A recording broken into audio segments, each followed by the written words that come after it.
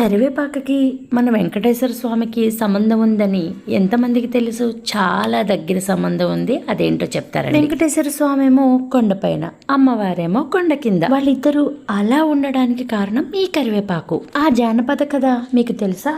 వెంకటేశ్వర స్వామికి అలివేలు మంగకి పెళ్ళైన తర్వాత అలివేలు మంగ సారి తీసుకుని వెళ్లారు. తిరుమలకి వెళ్లారనమాట. అలివేలు మంగాదేవి సారిలో కరివేపాకు తేవడం మర్చిపోతారు.